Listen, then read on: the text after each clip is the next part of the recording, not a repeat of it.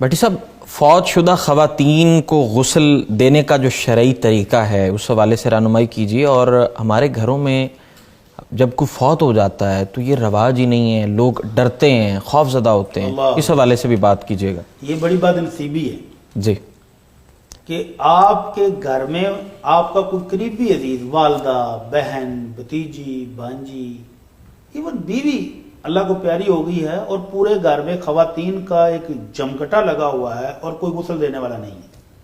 مجھے ایک شخص نے رات گئے فون کیا، میں اٹھا، میں نے کہا اللہ خیر کرے، جی بھٹی صاحب وہ نا ہمارے علاقے میں ہماری ایک عزیزہ فوت ہو گئی ہیں تو غسل کرنے والی کوئی خاتون مل جائے گی؟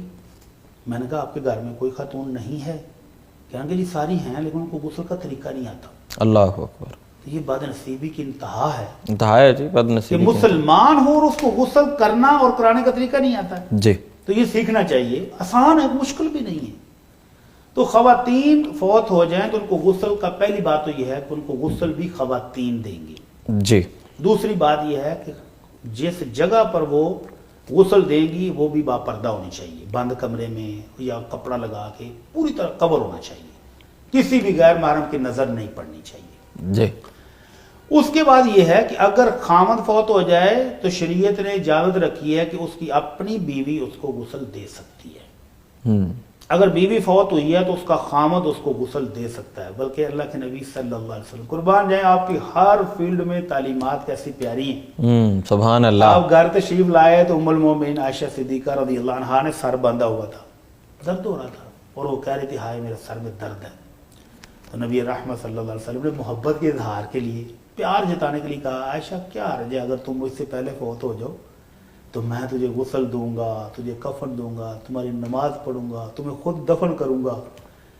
تو اس روایت سے علماء کرام نے یہ مسئلہ نکالا ہے کہ اگر خامد فوت ہو جائے تو بیوی، اور اگر بیوی فوت ہو جائے تو خامد کو غسل دے سکتی ہے، ان کا آپس میں کوئی پردہ نہیں ہے۔ جی، البتہ اگر کوئی دوسری خاتون فوت ہوتی ہے تو اس کو غسل دینے کے لیے خواتین ہی آئیں گی، باپ پردہ جگہ پر، بند جگہ پر، جہاں کسی کی نظر نہ پڑے غیر محرم کی۔ تو غسل دینے کا طریقہ وہی ہے جو زندگی میں عام مسلمان کا غسل جنابت کا غسل کا طریقہ جو ہم پہلے کئی دفعہ بیان کر چکے ہیں۔ جی، سب سے پہلے اس خاتون کو تھوڑا سا اوپر اٹھا کے پیٹ کو دبائیں تاکہ کوئی لائش ہے تو نکل جائے، اور پھر جو غسل دے رہا ہے وہ ہاتھوں پر گلفز وغیرہ پہن کر تو اس کو استنجا کرائے گا۔ جب اچھی طرح استنجا ہو جائے لیکن جسم اس کا پورا کور ہوگا، اس کے اوپر چادر وغیرہ ڈال کر، عورت کا جسم عورتوں کے لیے بھی دیکھنا جائز نہیں ہے، جی، وہ چادر ڈال کر پردے کے اندر ہی اس کو غسل دیں گی۔ تو سب سے پہلے استنجا کروایا، اور اس کے بعد نبی رحمت صلی اللہ علیہ وسلم نے، آپ کی اپنی لخت جگر فوت ہو گئی تھی تو آپ نے صحابیات کو جو غسل دے رہی تو ان کو حکم دیا تھا کہ سب سے پہلے وضو والے اعضاء کو دھونا۔ تو اس علماء کرام کہتے ہیں کہ پہلے اس کو وضو کرایا جائے، جی، ہاتھ دھلائے جائیں، چہرہ دھلایا جائے، کلی کی جگہ پر کوئی روئی یا کاٹن یا کوئی چیز لے کر اس کے دانتوں پر پھیر دی جائے، اور اسی طرح کانوں کا بھی مسح وغیرہ جو کرنا ہے، ناک میں پانی بہت اوپر تک نہ چڑھایا جائے تاکہ جسم میں نہ جائے، تو ہلکا سا ناک بھی صاف کرنا ہے۔ تو یہ سارے اعضاء جس طرح وضو میں ہم کرتے ہیں 3 بار دھونا ہے، دھونے کے بعد پاؤں بھی دھو لیے، سر کا مسح بھی کرا دیا، اس کے بعد سر پر پانی ڈال کر سر کو اچھی طرح دھوئیں گے، اور اس کے بعد دائیں سائڈ پر پانی ڈالیں اور پھر بائیں سائڈ پر ڈالیں۔ تو وضو کو وہی طریقہ ہے جو زندگی میں وضو کرنے کا مسلمان کا طریقہ ہے، وہی مکمل وضو میت کو بھی کرائیں گے، پہلے وضو کرایا جائے، پھر اس کے مکمل بعد وضو، اور اس کے بعد سر میں پانی ڈال کر سر کو اچھی طرح دھو لیا، اور پھر دائیں سائڈ پر پانی ڈالا اور پھر بائیں سائڈ پر ڈالا۔ اور یہ پانی جو ہے اس کو تیار کرنا ہے بیری کے پتے ڈال کر، پانی کو ابالیں گے بیری کے پتے ڈال کر، تو وہ ایک بہترین شیمپو بن جاتا ہے جس سے میل اچھی طرح اتر جائے گی جسم کی۔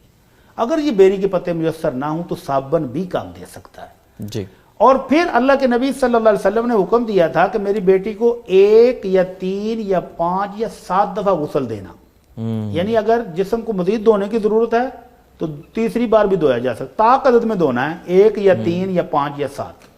اور جب آخری مرتبہ دھونے لگے ہیں تو اس پانی کے اندر کافور ڈالیں، ایک خوشبو ہے جو مل جاتی ہے بازار سے آسانی سے، تو وہ جو آخری دفعہ اس کے ساتھ دھوئیں گے تو یہ جو قبر کے کیڑے مکوڑے مٹی کے ہوتے ہیں وہ پھر میت کے جلدی قریب نہیں آتے۔ کافور، ہاں جی، تو یہ غسل مکمل ہو گیا، 1 دفعہ دیں یا 3 دفعہ یا 5 دفعہ۔ تو یہ غسل مکمل ہونے کے بعد خاتون کے سر کے بالوں کی 3 مینڈیاں بنانی ہیں، 3 مینڈیاں بنا کر تو وہ کمر کے پیچھے ڈال دینی ہیں، پھر اس کے بعد اس کو کفن پہنائیں گے اور پھر دفن کریں گے۔ تو یہ سادہ سا طریقہ ہے کہ جو غسل جنابت یا مسنون غسل کا طریقہ زندگی میں تھا، میت کو بھی بعین ہی اسی طرح غسل دینا ہے. اب فرق کیا ہے؟ پہلے وہ خود کرتا تھا، اب اس کو کرایا جا رہا ہے. تو اس طرح سے اس کو، اور اگر جسم پر زخم ہو، آپریٹ ہوا ہے جی، اگر اس حصے کو دھونے سے پانی جسم میں جانے کا خطرہ ہے تو وہاں پٹی وغیرہ لگی ہوئی ہے، وہاں صرف مسح کر دیں بس. جی، گیلا کپڑا اس کے اوپر پھیر دیں، اتنا ہی کافی ہے، اور باقی جو جسم ہے اس کو دھو دیں. باقی جسم کو دھو دیا جائے.